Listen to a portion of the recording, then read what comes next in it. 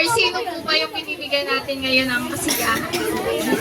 Basahin nga po natin itong nasa tarpaulin.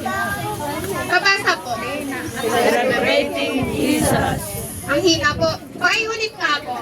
Celebrating Jesus. Yan po. Celebrate po natin is Jesus. Pa-spell nga po ng name ni Jesus. J-E-S-U-S. Yan, Jesus. Sigaw nga po natin lahat na thank you, Jesus. In 1, 2, 3. Thank you, Jesus! Palakpak po natin mga kamay para po. Ito ay alay natin sa Kanya.